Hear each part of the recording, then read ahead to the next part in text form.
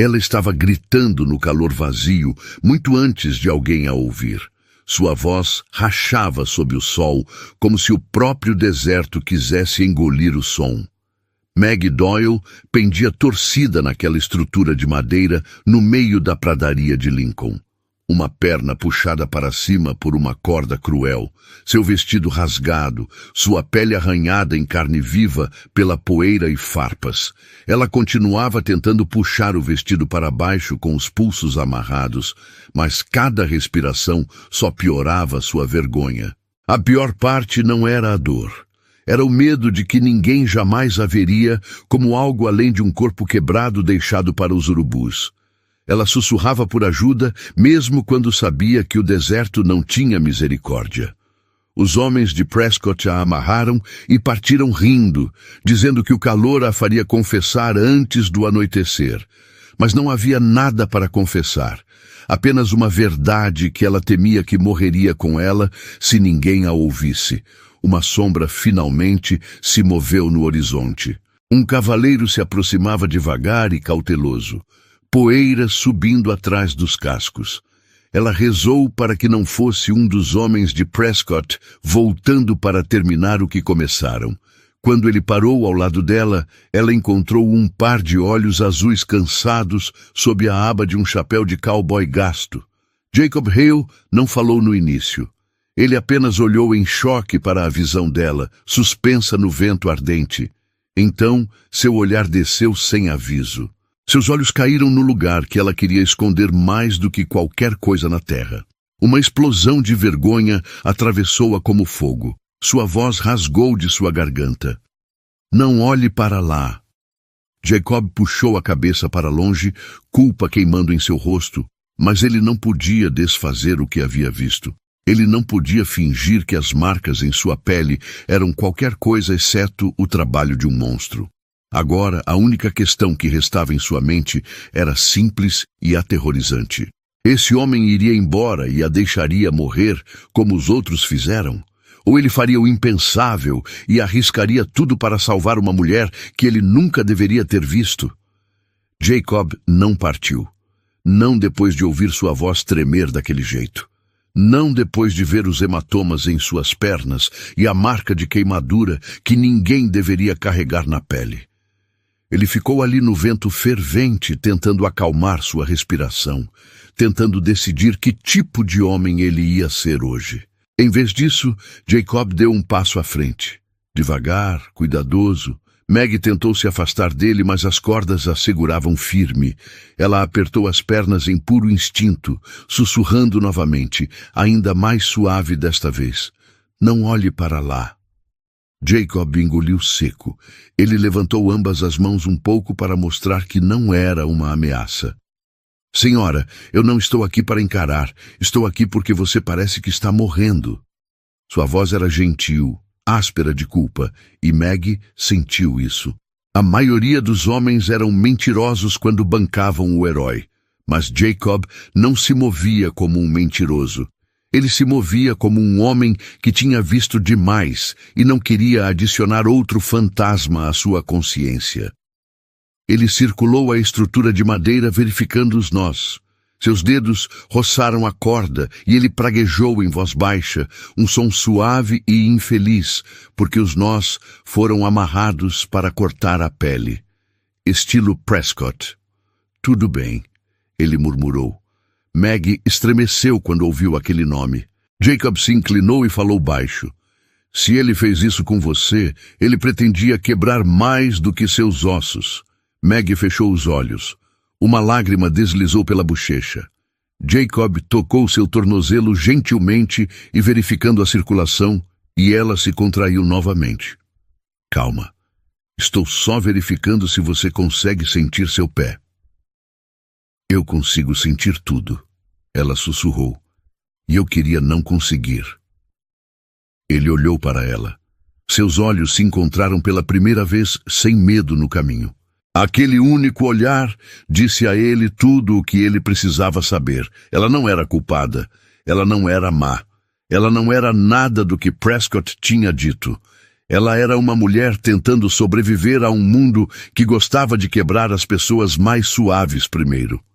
Jacob respirou fundo e fez uma escolha.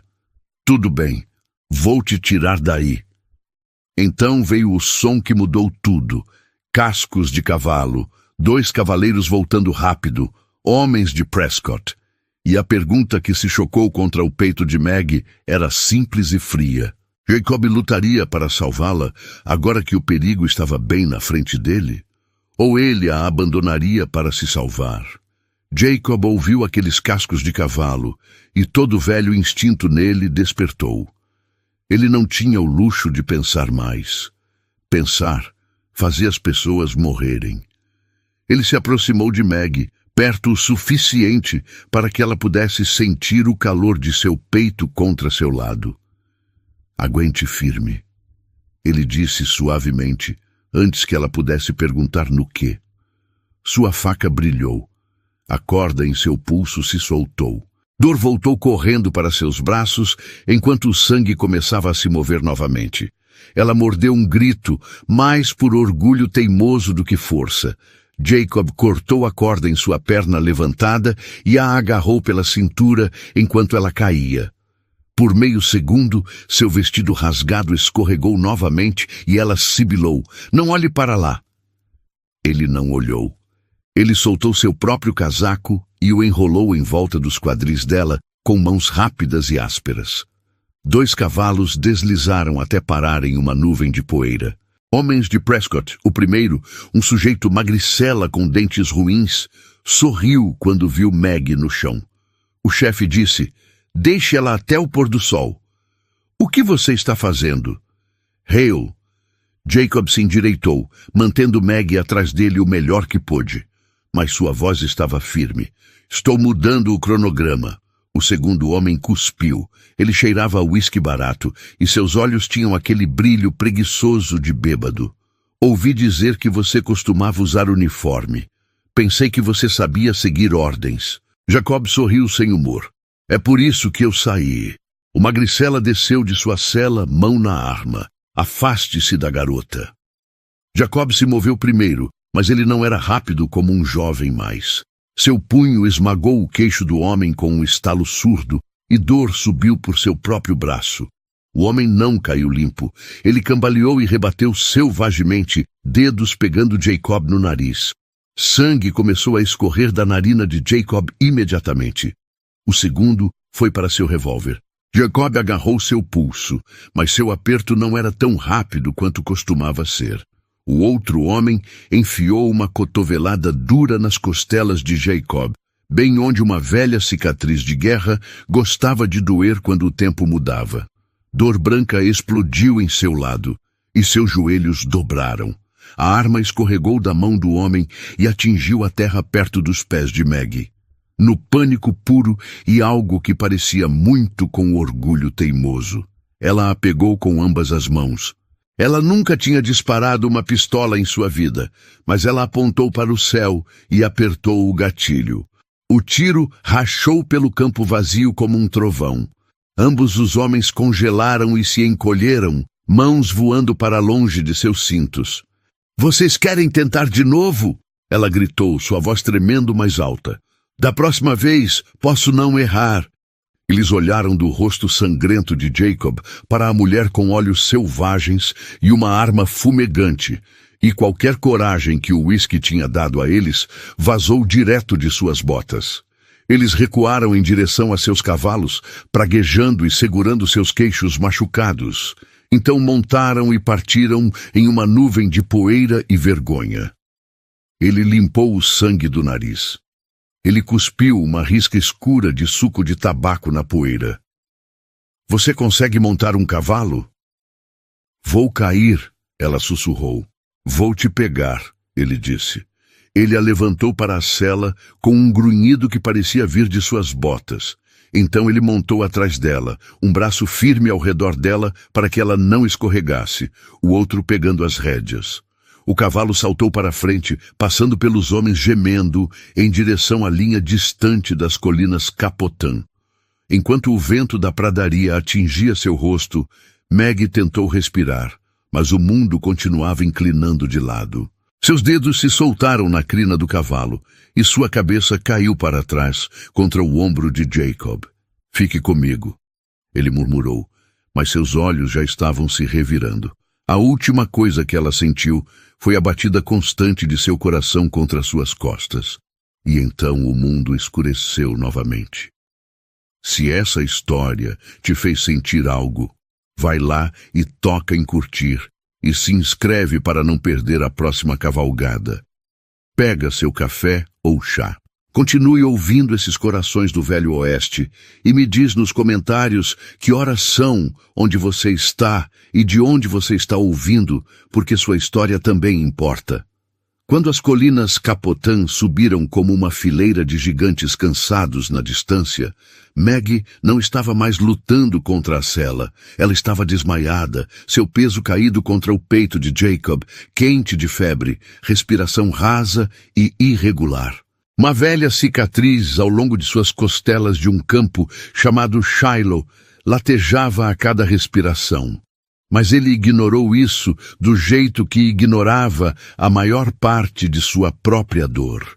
Ele guiou o cavalo para fora da trilha principal, ao longo de um caminho estreito de veados que serpenteava entre rochas e arbustos. Eles finalmente pararam em uma depressão rasa acima do Rio Bonito, escondidos sob uma prateleira de pedra. Naquela noite, a febre dela explodiu. Ela tremia e queimava alternadamente, murmurando meias palavras sobre marcas e números, e as botas de um homem em sua garganta.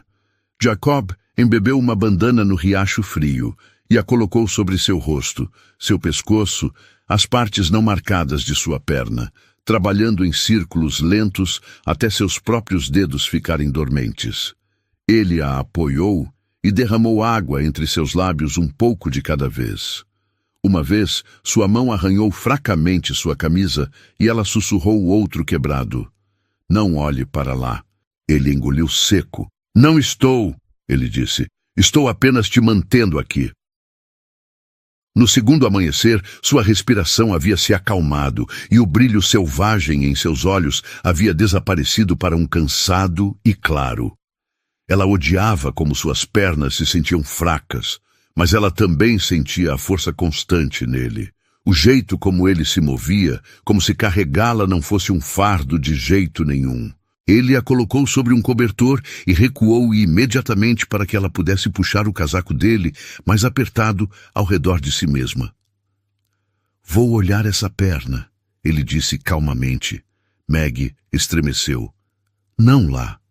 Seus olhos encontraram os dela. "Não por mim. Por você." Ele se ajoelhou ao lado dela, mantendo seu olhar em seu rosto enquanto suas mãos trabalhavam no tecido rasgado.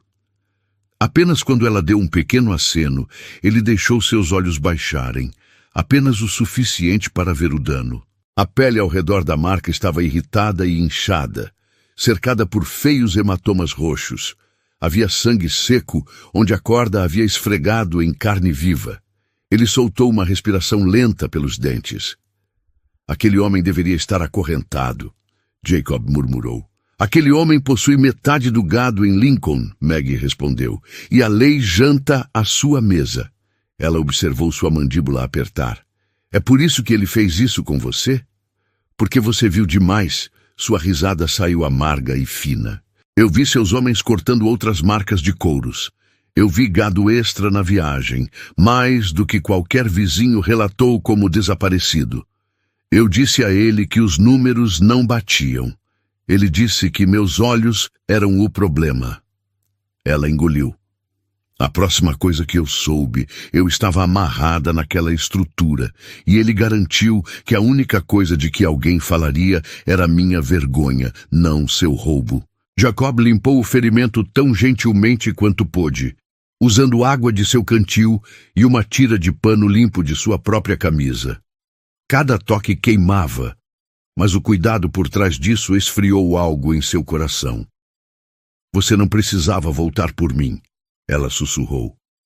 "Talvez não", ele disse. "Mas eu vi o que ele gravou em você. Se eu cavalgar para longe disso, Não sou melhor do que ele. Eles sentaram ali, enquanto o céu ficava dourado. Duas pessoas que quase tinham sido estranhos naquela manhã, agora unidos por um segredo escrito em sua pele. Maggie olhou para a luz que se apagava e fez a pergunta que tinha estado rasgando nela desde que ele a cortou. Jacob, o que você vai fazer quando Prescott vier procurando por você, por minha causa? Fugir ou cavalgar de volta para aquela cidade e arrastar seus pecados para a luz do sol para que todos vejam? Jacob não respondeu imediatamente. Ele apenas observou o céu sangrar de dourado para laranja, como se estivesse pensando junto com ele. Quando eu era jovem, ele finalmente disse, eu usei um casaco azul e fiz o que me mandaram. Eu vi homens se machucarem porque eu olhei para o outro lado. Eu prometi a Deus e a mim mesmo que não faria isso de novo. Mas não vamos cavalgar para Lincoln amanhã, ele acrescentou. Não com você mal conseguindo ficar em pé e eu respirando como uma mula velha. Em vez disso, ele a levou para uma pequena propriedade no próximo vale. Um pequeno rancho desgastado, administrado por Cal Turner, um ex-soldado federal que devia a Jacob sua vida de um campo lá no leste, onde as armas nunca pareciam parar. Cal deu uma olhada em Maggie, na marca em sua perna e nos hematomas por toda parte, e seu rosto ficou frio como pedra. Na noite seguinte havia mais 4 homens ao redor da mesa da cozinha de Cal, todos grisalhos nas têmporas, todos carregando cicatrizes antigas e rancores novos contra barões do gado, que pensavam que possuíam todo o território. Cal serviu café grosso o suficiente para flutuar uma ferradura e ninguém disse uma palavra até as xícaras estarem vazias. Eram homens cansados que tinham visto muitos valentões ficarem ricos e andarem livres. Eles enviaram um telegrama para Fort Stanton com o nome de Jacob, nele e de Cal, e os nomes de 2 homens que tinham visto a equipe de Prescott levar gado roubado pelo Canyon. O sobrinho de Cal cavalgou para Lincoln para contratar um fotógrafo, o tipo que podia carregar sua câmera em um homem de lã, e o trouxe quieto para o rancho. Maggie apertou sua mandíbula e deixou que tirassem uma foto da marca e dos hematomas, prova que poderia viajar mais longe do que sua voz jamais viajaria. Alguns dias depois, Jacob e Maggie cavalgaram de volta para Lincoln com Cal e os outros velhos soldados, não muito atrás deles. Prescott saiu de seu escritório, rosto vermelho e seguro de si. Ele disse que Jacob era um tolo, um fora da lei, um homem cegado por uma mulher perversa. Foi quando Maggie fez a coisa mais difícil que ela já tinha feito. Sua mão tremeu, mas sua voz não. Ela deu um passo à frente, na frente de todos eles, na frente de esposas e peões, e do pregador da cidade, e ela disse, você disse a ele para não olhar para mim. Você disse a todos eles para não olhar, porque se eles algum dia olhassem, veriam o que você é. Com Jacob ao seu lado, ela mostrou a marca que Prescott havia queimado em sua pele. Prova de que o homem que eles temiam nunca temeu arruinar uma mulher para proteger seu gado roubado. Um oficial de Fort Stanton, que tinha escrito por causa do telegrama que Cal enviou, e fez suas próprias perguntas. No final daquela semana, Prescott não era mais o caçador. Ele era aquele sendo observado, sendo julgado, sendo levado embora em correntes ao invés de elogios. Mais tarde, Maggie ficou na varanda de Jacob, olhando para um campo que não parecia mais amaldiçoado. Você sabe, ela disse suavemente. Se você tivesse cavalgado embora naquele primeiro dia, eu teria morrido pensando que não era nada além daquela marca. Jacob balançou a cabeça. Você não é a marca, Maggie. Você é a mão que segura o ferro. Agora, essa não é uma história sobre balas ou gado. É sobre uma pergunta que todo homem tem que enfrentar mais cedo ou mais tarde. Quando eles te dizem para não olhar, você desvia o olhar ou você olha direto para a verdade e mantém sua posição? Se essa história te fez sentir algo, vai lá e toca em curtir e se inscreve para não perder a próxima cavalgada. Pega seu café ou chá. Continue ouvindo esses corações do Velho Oeste e me diz nos comentários que horas são, onde você está e de onde você está ouvindo, porque sua história importa.